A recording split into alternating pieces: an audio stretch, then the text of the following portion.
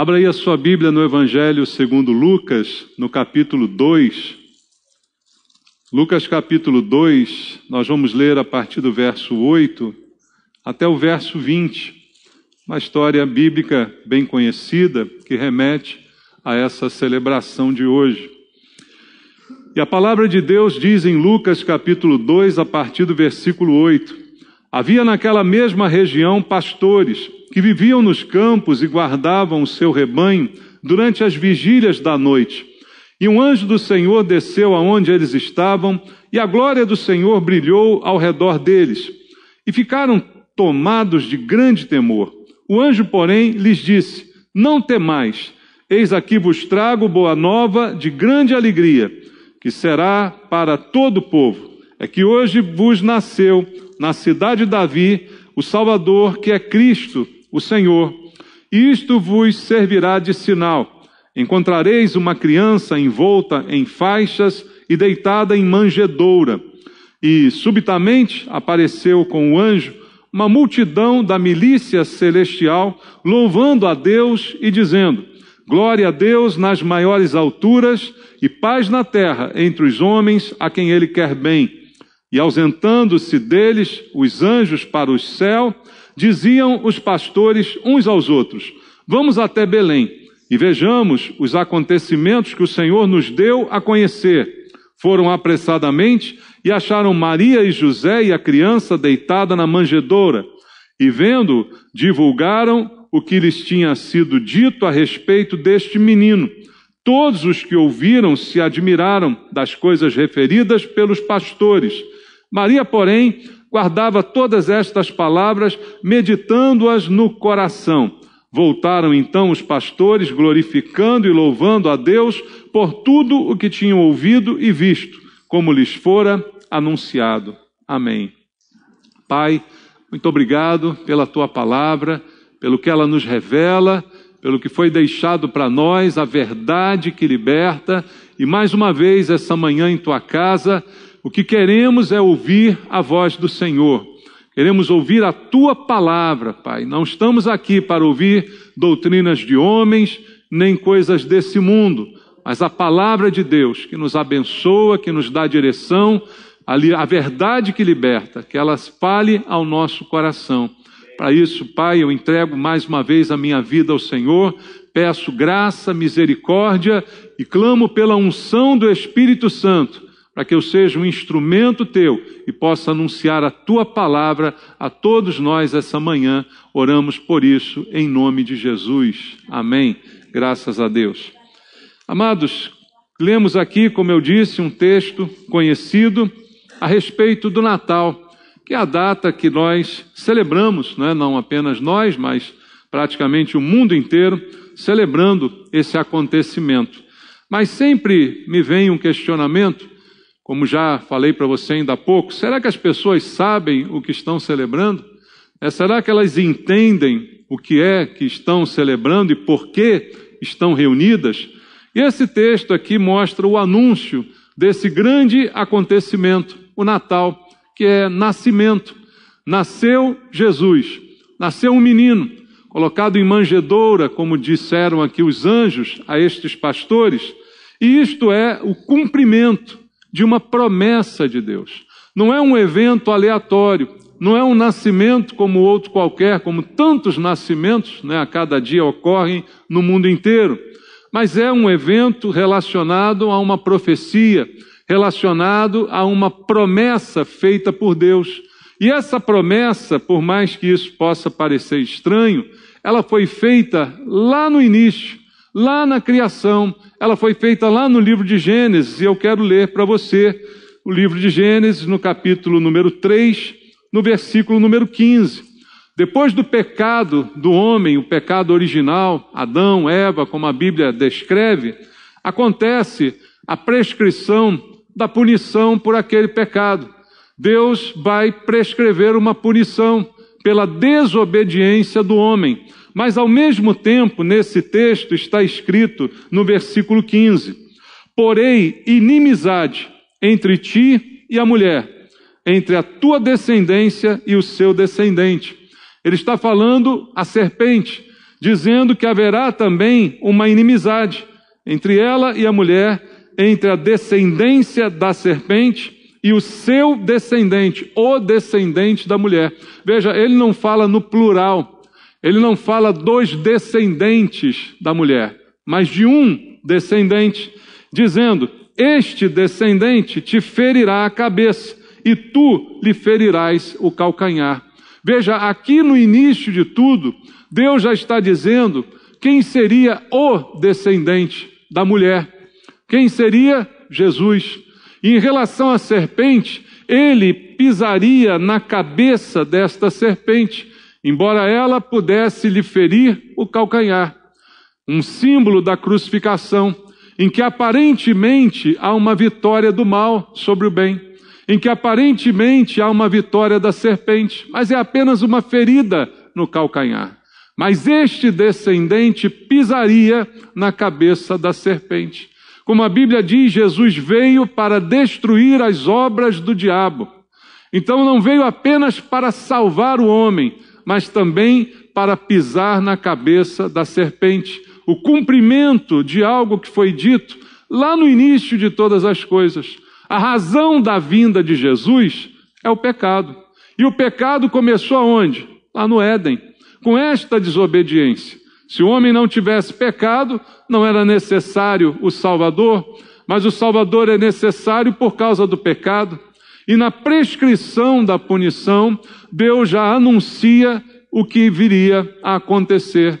Dentre tantos descendentes de tantas mulheres, haveria um descendente, no singular, que salvaria a humanidade, aniquilando as obras do diabo, que é aquele que tenta e que faz pecar. Então, tudo isso foi programado lá no Éden. Então, o Natal é o cumprimento de uma promessa de Deus. É uma promessa porque o homem sem Deus, e o pecado faz separação entre nós e o nosso Deus, como diz Isaías 59, o homem sem Deus está separado completamente de Deus, mas Deus propõe a reconciliação ao oferecer a salvação. A salvação não é uma conquista do homem, não é algo que ele conquista com seu esforço, mas é algo planejado, programado e dado por Deus ao homem. Então, o nascimento de Jesus, que nós celebramos hoje, nada mais é do que o cumprimento de uma promessa, de uma dádiva de Deus ao homem. Porque desde a queda, Deus já pensou na salvação. Deus já planejou o plano de salvação. Já foi concebido. E então ele é concretizado com o nascimento, cumprindo a palavra que nós acabamos de ler. E um nascimento que seria um acontecimento histórico, que até hoje o mundo conta os anos, conta o tempo com AC e DC. Antes de Cristo, depois de Cristo. Um divisor na humanidade, quando nasceu Jesus, o Salvador. O cumprimento de antigas profecias também no Antigo Testamento. Vamos ler algumas. Em Isaías, no livro do profeta Isaías, que foi um dos que mais falou do Messias, não é? Um profeta considerado messiânico por causa disso.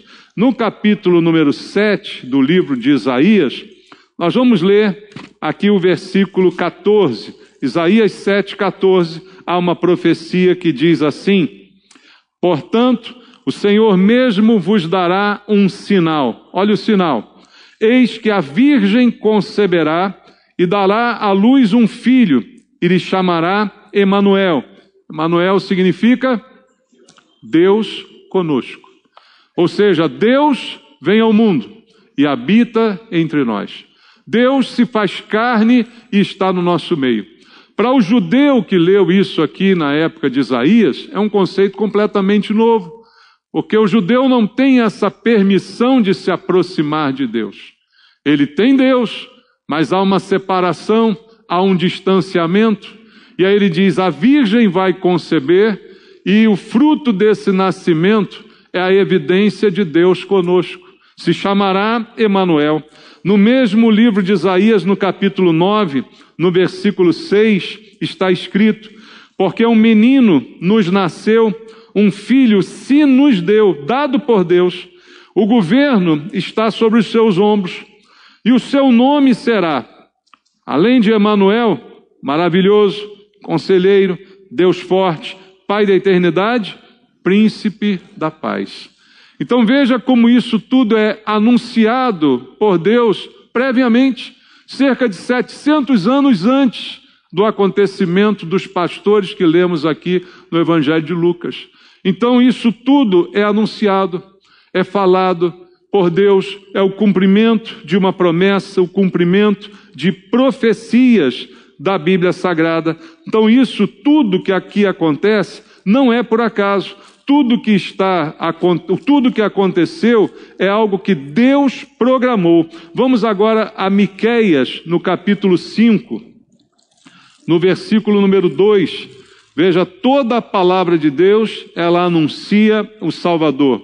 Miqueias capítulo 5, verso 2, diz assim: E tu, Belém Efrata, pequena demais para figurar como grupo de milhares de Judá, de ti me sairá o que há de reinar em Israel, e cujas origens são desde os tempos antigos, desde os dias da eternidade. O que Deus está anunciando por Miqueias é o lugar geográfico, aonde nasceria o menino, mostrado por Isaías, citado por Isaías. O local geográfico desse menino seria Belém, a cidade de Davi, como foi anunciado pelos pastores. Então, está aqui a Bíblia anunciando também com muita antecedência aonde seria esse nascimento. Ou seja, tudo se cumpriu em Jesus. E é interessante que esse texto de Miqueias diz que as origens desse nascimento não são apenas do tempo em que ele acontecerá, não são apenas de 2000 anos atrás, mas as origens desse nascimento é desde os tempos antigos, desde os dias da eternidade. Ou seja, esse que nasceria já seria eterno. Este que viria a nascer já era plano da eternidade, porque Deus sabe de todas as coisas. Deus não é surpreendido pelo pecado do homem. Deus já sabe de tudo, então ele já tem tudo também planejado. E assim a Bíblia narra como seria o advento do Messias. E agora, olhando para a realidade desse nascimento, ele é o cumprimento, como eu disse aqui, de promessas, mas ele é a expressão máxima do amor de Deus. Por quê? Lembra lá do Gênesis? O homem pecou, o homem desobedeceu. E esse pecado, qualquer pecado, é uma tremenda ingratidão. A gente não gosta de ser ingrato, né? Você gosta de ser ingrato? Alguém te faz bem e você paga o bem com mal. Isso é ingratidão. Alguém te beneficia e você causa prejuízo àquele que te beneficiou. Isso a gente chama de ingratidão e é algo que a gente não gosta. A gente não gosta de receber ingratidão, acredito também que a gente não gosta de dar ingratidão, ser ingrato com alguém, não é?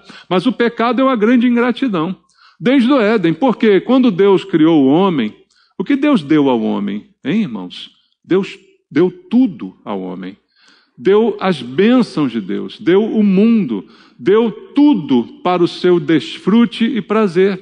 E como o homem agradece? O desobedecendo, pecando.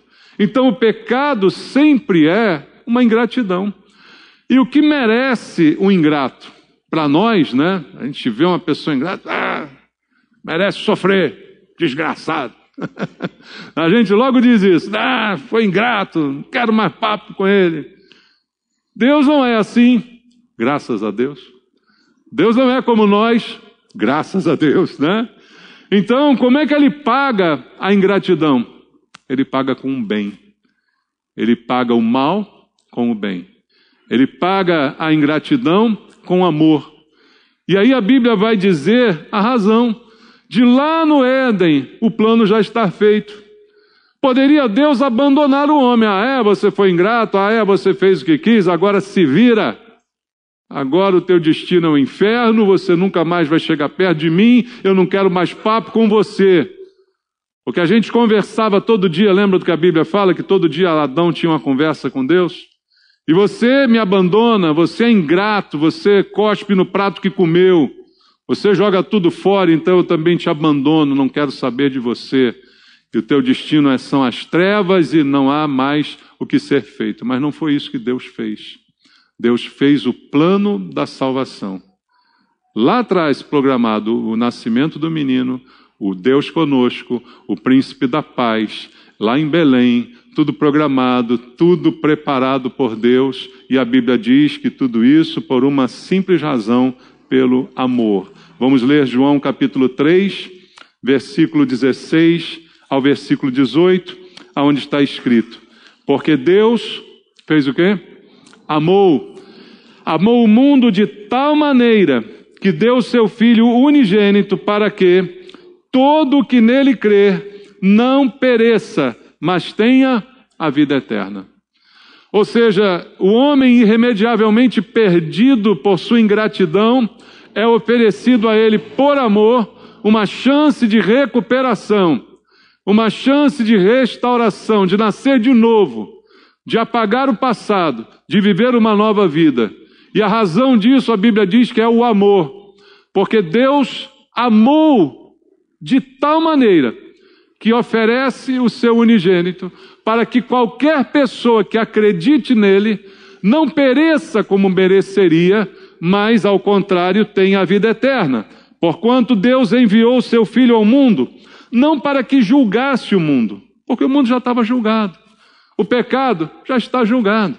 Então não veio para julgar, mas para salvar, para que o mundo fosse salvo por ele. Quem nele crê não é julgado. O que não crê já está julgado, porquanto não crê no nome do unigênito Filho de Deus. Aí eu digo, Deus age por amor. Deus age por misericórdia. Providencia tudo, desde o início, para a ingratidão do homem ser superada e o homem voltar ao convívio de Deus, ter Deus conosco novamente. Deus providencia tudo, mas agora ele é enfático em dizer, depois dessa não tem outra chance. Depois deste não tem outro caminho, não tem outra escolha, não tem outra opção. Eu já perdoei você, agora eu te dei o meu filho, agora você crê nele. Se você crê, não será julgado. Mas se não crê, eu não preciso nem te julgar de novo, porque você já está julgado. Você já foi condenado lá no Éden. Então, se você crê, você está perdoado. Mas se você não crê, você já está julgado.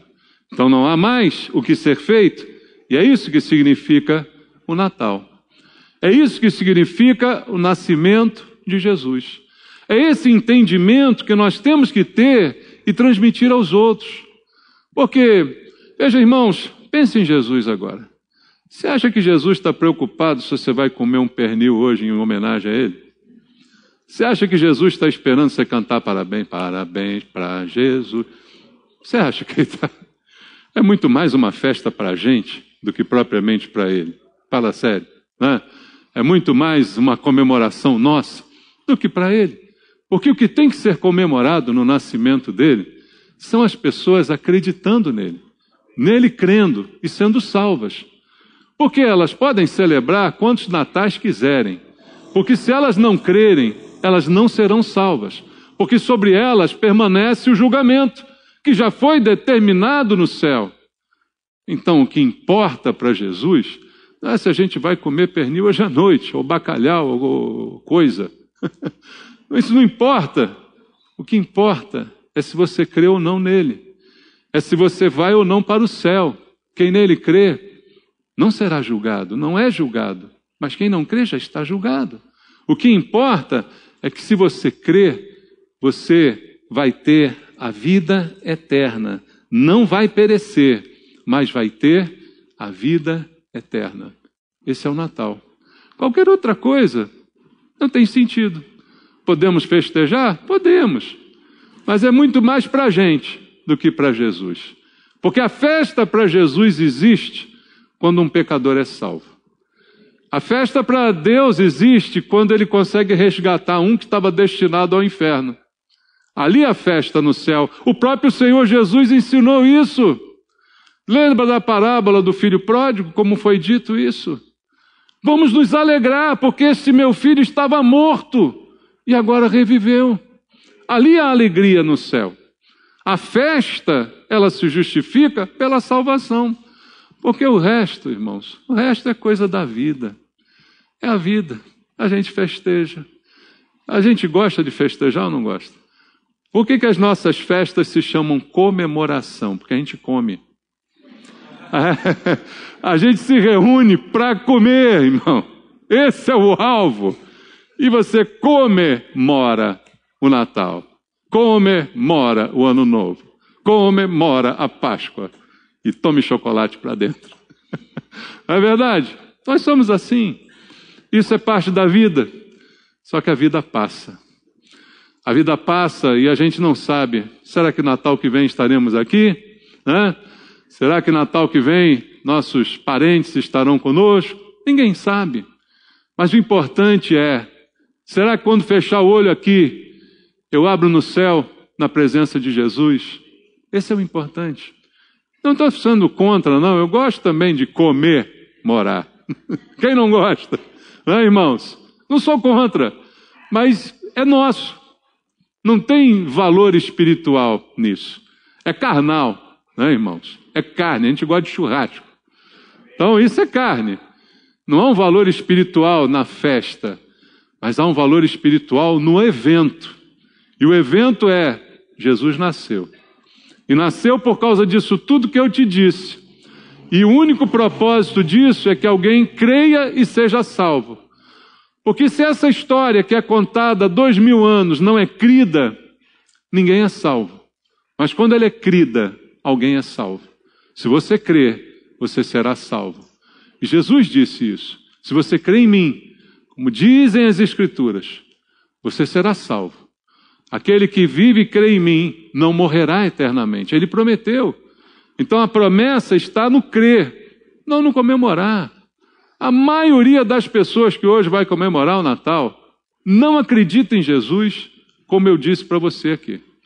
Talvez acreditem que Jesus é um bom amuleto. A gente pode botar uma foto dele na carteira, pode botar um retrato dele na parede, pode, sei lá, invocar na dificuldade. Jesus! É um amuleto, mas não é o Salvador em quem eu tenho que crer para serem perdoados os meus pecados. Então a grande importância está nesse momento. O grande valor da festa não é a festa, mas é o que ela exemplifica, o evento que deu origem a ela. E aí chegamos ao texto que eu li aqui no início, e eu quero voltar rapidamente a ele, em Lucas capítulo 2, em que esse evento é anunciado a alguns pastores de ovelha, que estão no campo com as suas ovelhas, fazendo o seu trabalho. E ali esse evento foi anunciado para eles. Foi dito de uma forma extraordinária, de uma forma magnífica, um anjo aparece, e depois desse primeiro anjo vem uma outra hoste celestial cantando um louvor. Virou um culto ali, irmãos. Pensou nisso? Estão lá trabalhando e de repente vem um culto. Vem um pregador, que é o primeiro anjo, e vem um louvor cantando em volta. Olha que maravilha. E isso então é anunciado para eles. E o que eles fizeram? E é ali que eu quero trazer para nós a mensagem da reação ao Natal. Nós sabemos de tudo isso. Nós recebemos essa revelação não de anjos, mas da palavra de Deus. Foi dito para nós agora. E aí o que a gente faz? Aí eu quero olhar para você, para o exemplo desses pastores, para a gente então tomar uma atitude parecida. O anjo veio e disse, olha, é isso que vai acontecer. Está acontecendo, já aconteceu lá em Belém. Para lá, pode ir lá, pode ver, porque o cumprimento daquelas profecias todas, na cidade que foi dito, tudo isso já aconteceu, e isso são novas de grande alegria, disse o anjo para aqueles homens. E o que eles fizeram? Versículo 15 de Lucas 2 e 16. E ausentando-se deles os anjos para o céu, o que os pastores fizeram? Diziam uns aos outros, vamos até Belém e vejamos os acontecimentos que o Senhor nos deu a conhecer. Foram apressadamente e acharam Maria e José e a criança deitada na manjedoura. O que eles fizeram? Eles ouviram a proclamação do anjo. O anjo proclamou. O que o anjo proclamou, irmãos? O evangelho. O que é evangelho? Boas novas. Eis que vos trago boas novas, novas de grande alegria. Não foi o que disse o anjo? O anjo pregou o evangelho. O anjo proclamou a boa nova. E o que fizeram os pastores que ouviram a boa nova? E é isso que nós temos que fazer. Eu acredito que nós que estamos aqui já o fizemos. Mas e aqueles que estão em casa? E aqueles a quem nós pregamos as boas novas? O que eles têm que fazer? Como é que nós temos que reagir? E eles fizeram o que tinha que ser feito. Ouviram e aí disseram, vamos até lá. Vamos ver esses acontecimentos. E como é que eles foram? Verso 16. Foram com pressa. Foram apressadamente. É assim que tem que reagir, irmão, aquele que ouve o evangelho. Porque o evangelho tem pressa. As novas são boas. A novidade é boa, mas há uma pressa em você ir a ele. Por quê? Porque a gente não sabe quanto tempo temos. Ninguém sabe quanto tempo tem ainda para postergar uma decisão que precisa ser hoje, que precisa ser agora. Então, aqueles pastores nos dão um exemplo de que ao ouvir o evangelho, nós devemos buscar Jesus. Se você está ouvindo o evangelho hoje, pela primeira vez, busque a Jesus e vá depressa. Se você está ouvindo pela internet, busque a Jesus e vá depressa. Assim como fizeram esses pastores. Por quê? Isso é a resposta a Deus. Jesus estava entre os homens. Deus está conosco. E eu preciso ir a Ele. Deus desceu e está conosco. O que eu tenho que fazer? Ignorar? Deixar para lá? Deixar passar a oportunidade? Ouvir a notícia boa. O que eu faço? Fico indiferente a ela? É o que muita gente tem feito. A quantos pregamos o evangelho e nada fazem a respeito? Se você ouvir o evangelho, é como diz a Bíblia, se hoje ouvires a sua voz, não endureça o seu coração, mas busque a Jesus, o Salvador. Vá ao encontro dele, vá com pressa. E veja, para os pastores fazerem isso, pensa só, pastores no campo com suas ovelhas. Para eu ir lá, o que eu fiz? Eu deixei minhas ovelhas. Eu deixei meus negócios. Eu deixei o que era caro para mim, o que era precioso, o que era fonte de lucro. Eles deixaram simplesmente tudo lá e foram. A decisão por Cristo não pode ser negociada por nenhum outro tipo de coisa. Tem que ser deixado. Alguma coisa tem que ser deixada para que eu possa seguir a Jesus. E quem diz isso é o próprio Evangelho. E eu leio contigo o Evangelho segundo Marcos, no capítulo 8, no versículo número 34. Palavras do próprio Senhor Jesus em Marcos 8, 34. Então, convocando a multidão, todo mundo, e juntamente os seus discípulos, disse-lhes, se alguém quer vir após mim ou atrás de mim, a si mesmo se negue, tome a sua cruz e me siga. Aqueles pastores deixaram para trás as ovelhas e foram apressadamente até o encontro com Jesus. E essa é a opção dada por Deus para todo mundo. Deixe tudo para servir e seguir a Jesus. Porque não há nada que você mantenha que você vá levar para a eternidade. Mas a tua salvação você só vai encontrar nele. Então não negocie a tua salvação. Se tem que deixar alguma coisa, deixe. Porque o próprio Senhor que disse isso, falou que quem deixa alguma coisa por ele, recebe muito mais depois. Você lembra da passagem que Jesus diz isso? Quem deixa, e ele cita um monte de coisa, pai, mãe, negócio, tudo, recebe muito mais depois. Então é momento de tomar uma decisão e deixar tudo. Porque Jesus também deixou tudo por nós, ou não? O que ele deixou? A sua vida. Entregou ele a sua vida por nós. O que tem mais precioso para a gente? Qual é o seu bem mais precioso? É a vida. Tem alguma coisa que vale mais que a vida? Não. Você vende a sua vida por algum preço? Não. Porque o bem mais precioso que temos é a vida. E o que Jesus deu por nós? A vida. E agora o que Ele quer? A tua vida. Entregue a tua vida a Jesus. Entregue, se você ouviu o Evangelho, vá depressa, faça isso com urgência, não deixe para depois, não deixe para amanhã, não deixe para o ano que vem. O ano que vem semana que vem é o ano que vem. Eu não sei se você chega lá, não sei se eu chego lá. Ninguém sabe o dia de amanhã, ninguém sabe o próximo segundo, irmãos. Então a hora é agora. E eles foram com pressa, porque não queriam perder tempo. E aí é que muita gente acaba se enrolando. Tem muita gente, irmãos, que ouve o Evangelho. Tem muita gente até que frequenta a igreja. Ouve e diz assim, por que você vai na igreja? Porque eu gosto. Eu gosto do louvor. Aquele pastor lá é meio chato, mas eu até gosto dele, sabe? Eu acho bacana. Eu me sinto bem. Eu gosto de ouvir os ensinos bíblicos. Eu gosto do ambiente, mas eu não tomo uma decisão. Ou seja, eu deixo para depois.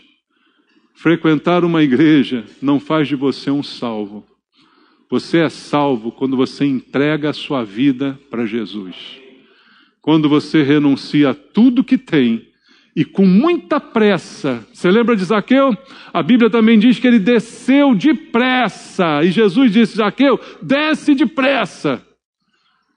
E a gente está deixando para lá. Não, outro dia eu decido. Outro dia eu me entrego. Outro dia eu creio.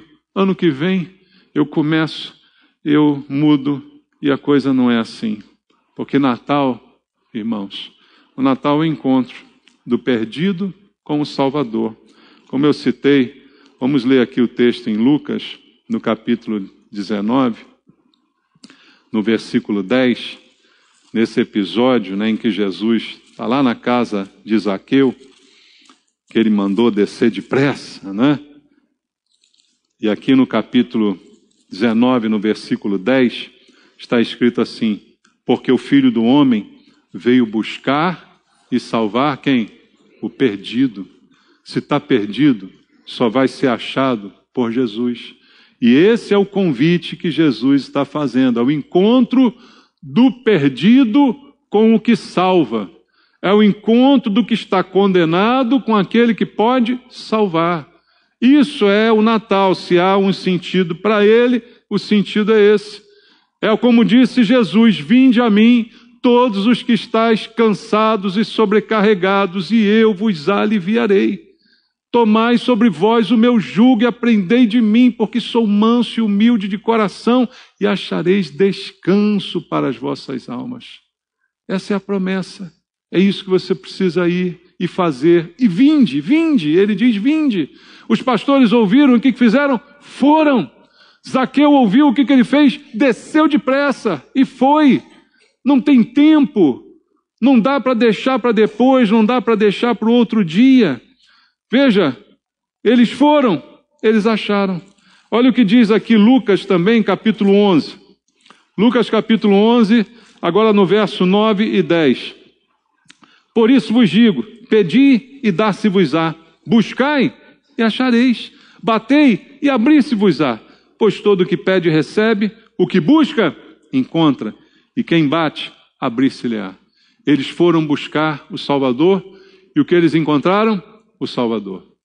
Chegaram lá, estava Jesus na manjedoura, como disseram os anjos, José e Maria. Eles foram e eles encontraram. Quem busca, encontra. E a gente não busca. A Bíblia diz, busque enquanto você pode achar. Busca ao Senhor enquanto dá tempo. Tem hora que não dá mais tempo. Tem momento que aí já não adianta mais. Então, é uma questão de decisão e isso é o Natal. Agora volta lá comigo ao texto inicial, o texto que nós lemos lá em Lucas capítulo 2. E a Bíblia também diz outra coisa que fizeram esses pastores, no versículo 17. E vendo, divulgaram o que lhes tinha sido dito a respeito deste menino. O que foi dito a eles? A boa nova, o evangelho. E o que eles fizeram quando chegaram lá? Repetiram o evangelho. Ou seja, pregaram, anunciaram a Jesus. Aquilo que receberam, eles transmitiram, ou seja, anunciaram. Então, Natal é testemunho, irmãos. É anunciar aquilo que você recebeu. Você foi salvo? Então anuncie salvação. Você conheceu a boa nova?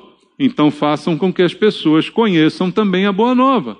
No meio do pernil, no meio do bacalhau, né? Coloca a boa nova lá. Conta a história, conta a notícia, não é? Dá o testemunho. Não se contenta apenas em ver ou encontrar-se com o Salvador, mas testemunhe. Eles foram lá e viram, mas não ficaram nisso. Eles falaram o que eles ouviram. Eles passaram adiante aquilo que os anjos passaram para eles. E sabe o que aconteceu? Olha o verso 18.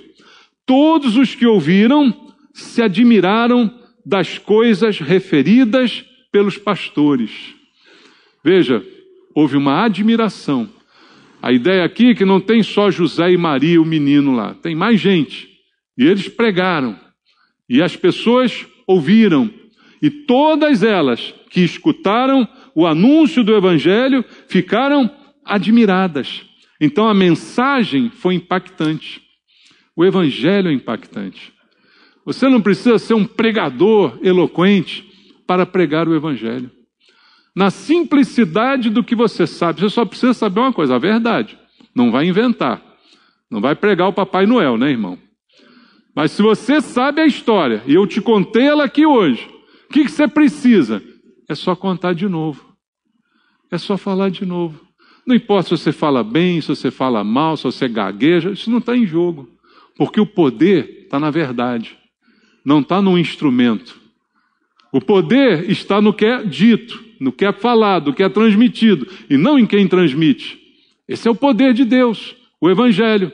O poder de Deus para a salvação de todo aquele que crê. Está no evangelho. Então é só contar a história do evangelho.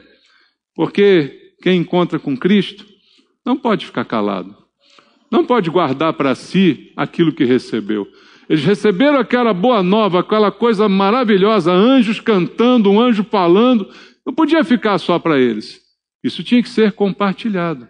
Aí eu digo, você recebeu o evangelho?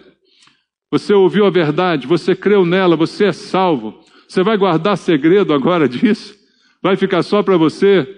Não pode ficar só para a gente. Hoje à noite, quem sabe você não prega na sua casa? Quem sabe você não aproveita? Está todo mundo reunido? Vocês estão aqui porque é Natal? Então deixa eu falar uma coisinha para vocês. Deixa eu contar para vocês como é que é essa história de Natal. Aí você fala os versículos que eu falei. É só ler, é só falar. Deus faz o resto. Amém? O Espírito Santo faz o resto. Você só abre a boca e Deus faz o resto. Não precisa ser um pregador. Qualquer um pode fazer isso. Qualquer pessoa, qualquer um de nós pode pregar a mensagem do Evangelho. E aí sabe o que acontece no final? A mesmo que aconteceu com os pastores. Maria, ouvindo, meditava naquelas palavras, impressionada com tudo que foi dito, mas diz o verso 20, algo que aconteceu. Voltaram então os pastores, como é que eles voltaram? Glorificando e louvando a Deus por tudo o que tinham ouvido e visto, como lhes fora anunciado. Então, o que eles voltam fazendo? Glorificando a Cristo. E esse é o objetivo da pregação do Evangelho. O Evangelho não é pregado para exaltar o pregador. O Evangelho é pregado para glorificar a Deus. Porque quem é glorificado com a salvação de um perdido é Deus. Quem é exaltado por alguém que não tinha jeito e passa a ter jeito é Deus. Então, a tua pregação, o teu anúncio do Evangelho, do Natal, vai glorificar a Deus. Vai ser glória para Deus, porque encontrar com Cristo abre o coração para o louvor. Eles voltaram louvando. Olha só, o que é preciso para louvar, irmão? É só abrir a boca. Ah, mas eu não canto bem. Não importa, Deus não está preocupado com isso, não. Louve com a vida, né? Louve do jeito que der, porque a vida daqueles homens não era mais a mesma. Quando a gente encontra com Cristo, quando a gente recebe o anúncio do Evangelho e tem um encontro com Cristo, quando volta, volta diferente. Eles eram pastores, agora são pregadores e cantores. Eles voltam glorificando a Deus e voltam louvando ao Senhor. Assim é a gente. A gente é uma coisa, mas depois que ouve o Evangelho, depois que encontra com Cristo, a gente volta diferente. A gente volta completamente transformado. Então, que isso aconteça essa noite, em todos os dias, nas oportunidades que nós tivermos, né? Que o Natal seja de fato um encontro com Cristo, um testemunho, uma proclamação de vida e um louvor no coração de cada um de nós. Amém? Dê sentido à festa, à comemoração que vai ter hoje à noite, tá bom? Vamos orar, Deus. Pai, nós ouvimos a proclamação do Evangelho como aqueles pastores, Pai. Nós recebemos as boas novas de grande alegria e vimos que há esperança para o perdido, que há salvação para o condenado. Vimos que o Senhor nasceu, se fez carne, habitou entre nós para ser Deus conosco, príncipe da paz, e veio com esse propósito. Mas da nossa parte é necessário uma decisão, é necessário uma entrega, deixar tudo para seguir. Que isso, Pai, que aconteceu na vida de muitos aqui, possa ser agora acompanhado de um testemunho, de um louvor, de uma pregação, de uma propagação das coisas que ouvimos e vimos da Tua parte, assim como aqueles pastores. Abençoa a vida dos meus irmãos, dá a eles a unção do Espírito Santo para serem instrumentos do Senhor, aonde quer que se encontrem, Pai. Abençoa a Tua igreja, a todos nós, e celebramos essa noite o nascimento de Jesus e a transformação da nossa vida e a nossa salvação, que só foi possível por causa disso. Abençoa, Senhor, a família de cada irmão, a noite que terão nesse dia, que seja noite de testemunho e salvação. Oramos por isso, em nome de Jesus. Amém.